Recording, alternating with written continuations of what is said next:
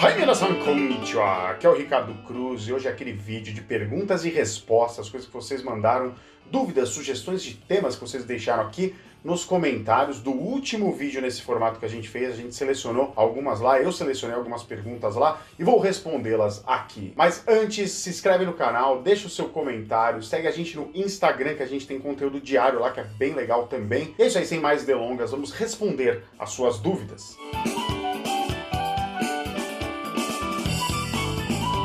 Primeira pergunta é do René. Ele diz: Ricardo-san, konnichiwa. Konnichiwa. Queria saber a diferença entre ie, ele bota o kanji de ie, e uchi. E ele bota o kanji errado, que não é esse kanji exatamente para uchi. Eu vou te mostrar qual que é. Arigatou. Muito bem, René. Esse kanji que você colocou na sua pergunta, uchi, ele é lido como uchi, mas é outra coisa, é outro kanji, outra palavra, não tem nada a ver com ie, com o conceito de casa, né? Você quer saber a diferença entre ie e uchi, duas palavras que significam casa. Já vou falar delas, tá? Mas esse kanji que você colocou, ele tá errado. Embora ele seja lido como uchi, ele tem outro significado, significado mais da parte de dentro de alguma coisa. Não tem nada a ver com moradia, com casa, tá? Então, jogando esse kanji de lado, tanto ie quanto uchi são duas leituras diferentes para este kanji. O kanji que você colocou primeiro na sua pergunta, tá? Esse kanji significa casa, tá? Quando ele é lido como ie, é a casa mais a residência, a construção da casa, né? Onde a pessoa mora, o local físico onde é a residência de alguém. E quando ele é lido como uchi, ele pode até ter esse sentido, mas ele traz também uma camada extra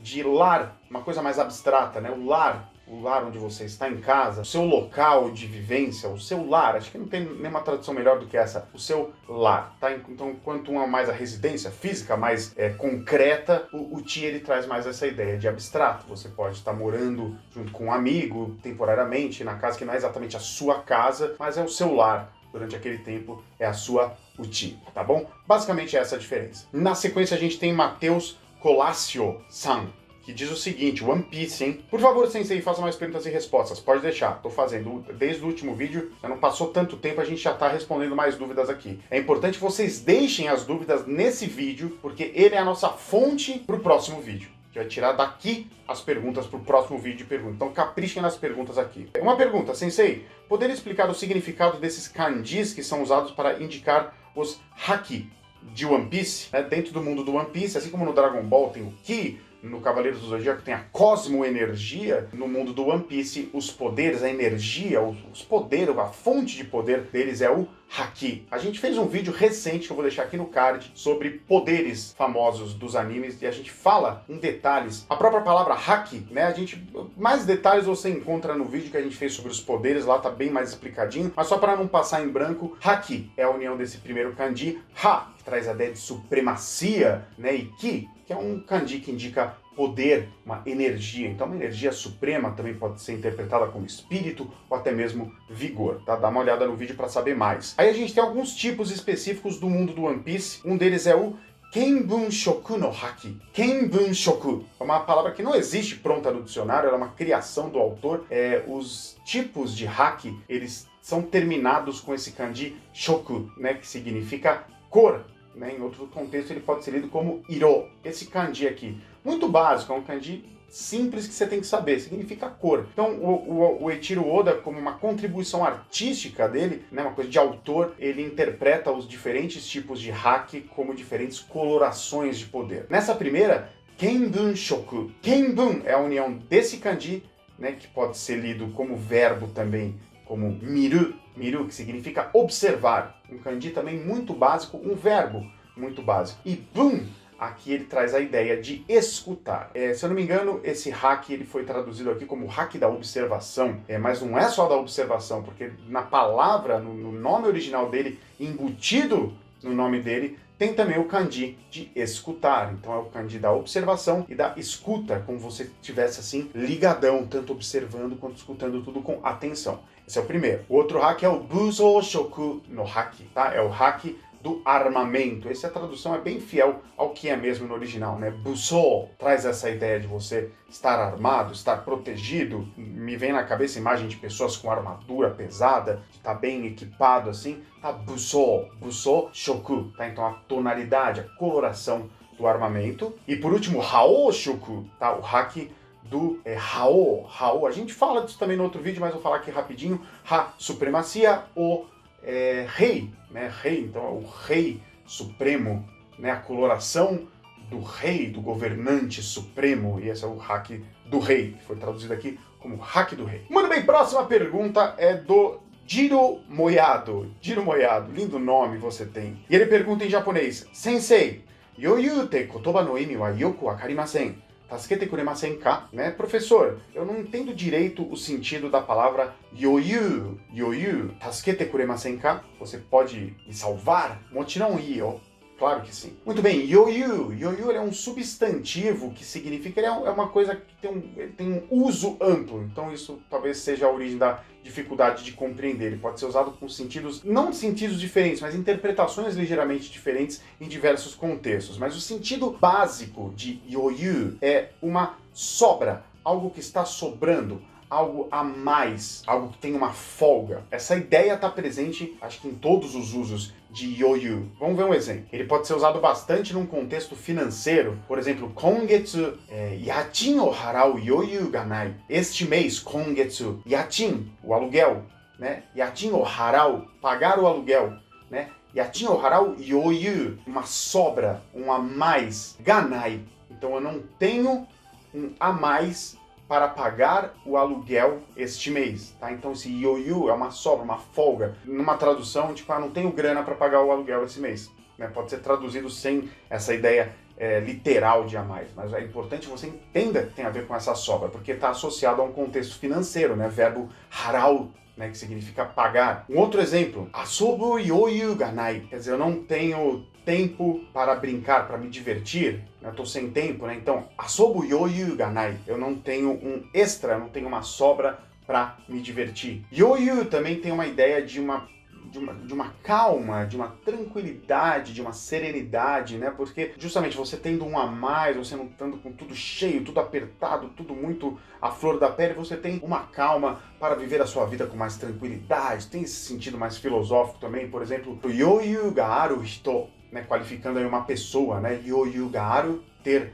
yoyu, qualificando hito, uma pessoa que tem yoyu, tem uma sobra, que tem uma tranquilidade, uma pessoa que é mais serena, que faz as coisas com mais tranquilidade, mais felicidade, em último caso, né? Em contrapartida com yoyu ga nai hito, né? Você já imagina uma pessoa que não tem yoyu, que não tem essa folga, é bastante usada essa palavra, é uma pessoa mais estressada, uma pessoa que está mais irritada, que está mais... Sabe o que eu estou falando? Isso tem a ver com yoyu também. Uma palavra, como eu disse, tem bastante maneiras de você usar, ela aparece bastante em diversos contextos, tá? Espero poder ter te ajudado um pouco com o sentido dela. Próxima pergunta é do Hello Oni-san. Olá, Oni, né? Os diabinhos, os seres diabólicos do folclore japonês, é isso que você quis se referir. Ele diz o seguinte: Ricardo, para usar animes no estudo de japonês, eu posso assistir o anime em japonês com legendas em japonês ou é melhor só com o áudio em japonês? É muito bom com legendas em japonês. Oni, eu sempre falo aqui bastante da repetição. Uma coisa que vocês têm que pôr na cabeça é que repetição importa muito. Dentro do que a gente sempre fala do tal do input, né? Essa palavra em inglês que é muito usada em línguas, né? De você consumir muito material, né? Muito mais do que você produzir o seu próprio conteúdo, você conversar menos e ouvir mais conversas antes, você escrever menos e ler muito mais antes. Esse conceito básico que ajuda muito a gente a acelerar o aprendizado de verdade de algum idioma. Dentro disso, a repetição é sua amiga. Você tem que ver várias vezes o mesmo conteúdo e tirar o máximo de proveito daquilo, até quase decorar mesmo. Você vai ver como é incrível o quanto que você vai aprender. No caso de você usar animes para o aprendizado, eu acho incrível, foi assim que eu aprendi, e com muita repetição. Na minha época, eu repetia o conteúdo porque eu não tinha o que fazer, eu não tinha como acessar mais, não tinha internet, não lançavam muitas coisas aqui em japonês, quase nada. Então eu tive a sorte de conhecer o bairro da Liberdade, eu pegava fitas em VHS lá, e tinha poucas, e essas poucas eu via e revia e revia. Então eu estava fazendo esse treino que eu estou sugerindo a você, sem perceber quando eu era criança. Então o que você pode fazer? Você assiste primeiro o anime com legendas em português, para você saber o que está acontecendo, para você entender a história. Depois você volta no começo, elimina as legendas em português e coloca legendas em japonês. E aí você assiste uma segunda vez, pode fazer anotação de palavras, ver o quanto que você entendeu. Claro que exige também um estudo de gramática, você não pode também, sem saber nada, fazer isso, você vai entender muito pouca coisa. Mas se você está junto com um método legal, se você está estudando formalmente também a língua japonesa, isso é um ótimo exercício, um dos melhores que tem. E aí você pode ver e deve ver esse mesmo episódio diversas vezes. E cada vez que você vê de novo, você pode alterar um pouquinho a maneira como você vê, né? Se na segunda vez você viu com legendas em japonês, numa terceira tira as legendas em japonês e foca só no áudio, foca só no som das palavras. Aí numa quarta vez, volta com a legenda em português e vai comparando, agora que você já está entendendo muito mais o conteúdo, compara com a tradução que aquele profissional fez da legenda. Depois tira de novo e reveja até você dominar aquele conteúdo, tá? Essa, de maneira geral, é uma forma boa de você usar animes para o aprendizado. Takahashi Jun-san! Qual a diferença de nanoni, nanode e desu ga? Tudo bem, né? São estruturas extremamente comuns da língua japonesa que você vai entender melhor a partir de agora, do jeito bem resumido, Takahashi-san. Primeiro, do jeito que você colocou aí, nanoni e nanode com esse na no começo, é só uma maneira de usar eles, né? Esse na, ele é usado quando antes você tem um substantivo ou quando antes você tem um adjetivo do tipo na, que se comporta muito como substantivo na língua japonesa. Então você precisa desse na para ligar isso com noni e para ligar isso com node. Desu ga é outra coisa, não tem nenhum problema. Mas esse na, ele não é sempre que ele vai aparecer. É só quando antes tem essas duas situações. Se antes tiver um verbo ou se antes tiver um adjetivo do tipo i, é um outro tipo de adjetivo, você não precisa do na, você liga essas palavras direto com noni e node, tá? Isso tem que entender logo de cara. Nanoni, então vamos para o sentido, né? Nanoni traz a ideia de apesar de, mesmo que, ele mostra o que vem antes dele, tem uma certa frustração, ele expressa uma certa frustração da parte de quem está falando. Apesar disso, tal coisa, mesmo com tal coisa, sempre uma coisa meio negativa, e aí você continua a sua frase. Por exemplo, na frase ii kyoku nanoni arenji ga amari yokunai. Ii kyoku. Kyoku significa música, canção. I traz a ideia de bom. E kyoku, portanto, é boa música. Nanoni, né? Kyoku é um substantivo, então precisa do na. Então, nanoni. Né? Isso, o que vem antes é uma frustração. É uma música boa, embora seja uma música boa, que pena, é uma música boa, tem uma frustração no ar. Né? Nanoni, o que tem? Arenji. Arenji significa o arranjo. Ga amari yokunai. Né? Quer dizer, não é tão bom. Não é tão bom, tá? Então, apesar de ser uma música boa, o arranjo não é tão bom. Nanode. Nanode quer dizer, o que vem antes é um porquê, é uma causa. Ele indica uma causa do que você está falando. Por exemplo, daisuki na anime nanode mainichi miteimasu. Daisuki significa alguma coisa que você adora, né? Daisuki na anime. Um anime de que eu tanto gosto, que eu gosto muito, que eu adoro. Nanode, né? Anime, de novo, um substantivo, por isso vai ter o na junto, né? Então, daisuki na anime nanode, e essa estrutura interfere no que vem antes. Então, como é um anime que eu adoro, mainichi miteimasu. Eu assisto todos os dias. Pode ser qualquer coisa. Eu compro tudo que aparece, eu assisto todos os dias, eu me visto de cosplay, aí você dá um motivo, tá? Indica o como tal coisa, né? Nanode. E desu ga é um jeito mais polido, um jeito mais formal de você afirmar com uma estrutura adversativa, com uma ideia de mas. Sim, mas, né? So desu ga, né? So, você está afirmando, né? Isso, mas, né? É isso, vírgula, mas, né? O ga, ele traz a ideia de mas. Linguagem mais formal, linguagem mais polida, né? Entre amigos, você ficar usando ga é um pouco esquisito, uma linguagem mais formal, mas num ambiente mais polido, com pessoas mais velhas, numa reunião, num pronunciamento, né? É bastante comum você entender esse ga como um mas na frase, né? Vou te dar um outro exemplo. Watashi no ie desu ga é a minha casa, mas, ó o ga, né? Mas sundeiru no wa, quem mora, musuko desu, é